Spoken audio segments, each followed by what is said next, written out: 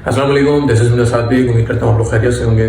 Travel history बनाने के लिए बहुत सारे ममालिक हैं, जिसके अंदर आज़रबाईजान एक बहुत ज़्यादा टॉप नॉच कंट्री है।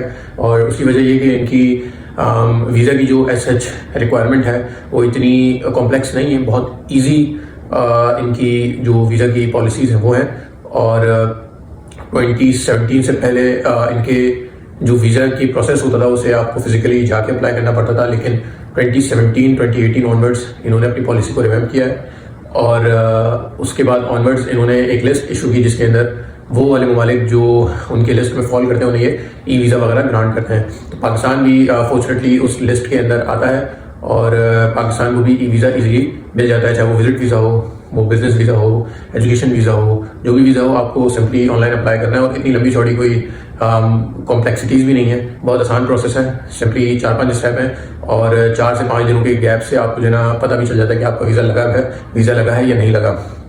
तो इस वीडियो के अंदर कम्प्लीटली मैं आज इस आज़रबाईजान के हवाले से बात करूंगा कि किस तरीके से आप आज़रबाईजान का टूरिज्म वीज़ा हो या बिजनेस वीज़ा हो या एजुकेशन वीज़ा हो, स्पोर्ट्स वीज़ा हो, मेडिकल वीज़ा हो, जो भी वीज़ा हो, किस तरीके से आप उसको अप्लाई कर सकते हैं। अच्छा, कतर के अलावा आज़रबाईजान एक ऐसी कंट्री है जो ईजीली आपको ई वीज़ा प्रोवाइड कर देती है without putting you into so much hassle.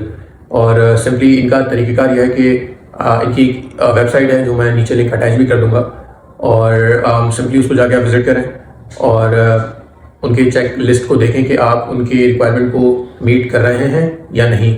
वैसे तो ऐसा जितनी इनकी कोई लंबी चौड़ी कहानी नहीं है, सिंपली वो कहते हैं कि आपके पास जो डॉक्यूमेंट की रिक्वायरमेंट के अंदर अगर हम बात करें तो वो पासपोर्ट स्कैन कॉपी होनी चाहिए। और जो आज़रबाईजान फॉर एग्जांपल अगर आप टूरिज्म की मतलब विजिट वीज़े पे जाना चाह रहे हैं, टूरिज्म के लिए या बिजनेस वीज़ा के लिए जाना चाह रहे हैं, तो सिंपली स्कैन कॉपी के साथ वो कहते हैं कि यार जो भी होटल की रिजर्वेशन है आज़रबाईजान के अंदर वो आप सिंपली उसमें अटैच कर दें। और जो भी यानी आपकी आइटनरी है, सपोर्टिंग डॉक्यूमेंट जो इंपॉर्टेंट डॉक्यूमेंट है उसके अंदर एक आपके पासपोर्ट की स्कैन कॉपी और आपका होटल की रिजर्वेशन टिकट और जो भी आपकी ट्रैवल आइटनरी है, ये सारी चीज़ें आप उसमें ऐड करेंगे तो सिंपली जो है ये उनकी मेजर रिक्वायरमेंट है कि ये इन चीज़ों को आप मीट करेंगे तो आप एलिजिबल हो जाएंगे आज़रबाईजान के वीज़े को सिक्योर करने में।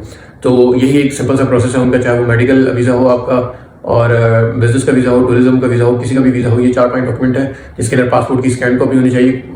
ये देखना चाहिए कि ये देख लीजिएगा आपके अप्लाई करते हुए कि एक आध साल की आप में जो है ना मतलब एक्सपायरी हो उसकी, मतलब 1-8 साल के बाद ही वो एक्सपायर हो आपका पासपोर्ट। अगर ये थोड़ा सा टाइम कम है तो ये थोड़ा सा प्रॉब्लम क्रिएट कर सकता है। अदरवाइज आपकी होटल रिजर्वेशन हो और फाइनेंशियल प्रूफ कि आप अपने आप को सस्टेन कर सकते हैं, ये एक एज अ सपोर्टिंग डॉक्यूमेंट वगैरह होने चाहिए होता है। अदरवाइज इसकी कोई रिक्वायरमेंट नहीं है। सिंपल जो मेन रिक्वायरमेंट है वो स्कैन कॉपी है, पासपोर्ट की स्कैन कॉपी है, होटल रिजर्वेशन है, ट्रैवल आइटनरी है और अपना रिटर्न टिकट है। ये सारी चीज़ें बहुत ज़्यादा इंपॉर्टेंट है चाहे कोई भी वीज़ा हो, तो ये आपको प्रोवाइड करेंगे।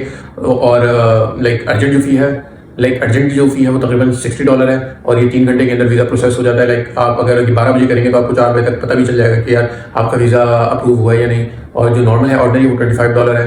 $25 PKR के अंदर अराउंड 8 से 10 हज़ार के दरमियान बनते हैं। तो आप अंदाज़ा कर लें कि कितना इसका जो वीज़ा है वो कितना चीप और इनएक्सपेंसिव है।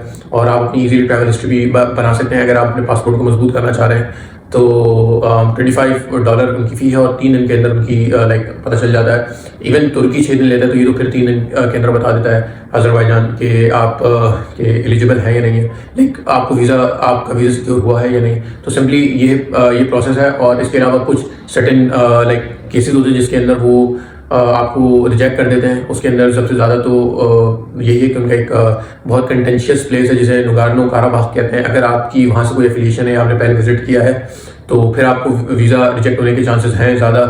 और इसके अलावा अगर कोई गलत आपने इन्फॉर्मेशन डाल दी है और या फिर कोई सस्पिशियस एक्टिविटी आपने की है, तो ये थोड़ी सी शेडी चीज़ें अगर आपकी फाउंड आउट हो गई तो वो जो है ना वहाँ पे आपके चांसेस हैं। अदरवाइज तो ऐसा कोई इतनी ज़्यादा मसला नहीं है। विच मीन्स के कतर के बाद सबसे आसान प्रोसेस जो है जो ई वीज़ा सिक्योर करने का है वो आज़रबाईजान का ही है। और वीज़ा ऑन अराइवल का भी सिलसिला है आई गेस उनका। तो ये वाला सारा सीन है। होप कि इसके अंदर आज़रबाईजान के बारे में मैंने तकरीबन सारी इन्फॉर्मेशन कवर कर ली होगी। इसके अलावा आज़रबाईजान से रिलेटेड कोई भी इशू हो, कोई भी कंसर्न हो, आप ये चाहते हो कि आपके बिहार के ऊपर मैं आपके आज़रबाईजान का वीज़ा अप्लाई करूं, सो आप मुझे कमेंट सेक्शन में बता सकते हैं या फिर आप मुझे ईमेल कर सकते हैं या कांटेक्ट कर सकते हैं। मैं आपके बिहार के ऊपर आपका वीज़ा अप्लाई कर सकता हूं। बाकी इसके अलावा कोई क्वेरी हो, कोई लाइक कन्फ्यूजन हो, कोई भी कंसर्न हो, आप कमेंट सेक्शन में बताएं। कमेंट सेक्शन हमेशा खुला हुआ है मेरा। बाकी इंशाल्लाह आपसे मिलता हूँ नेक्स्ट वीडियो में। Thank you.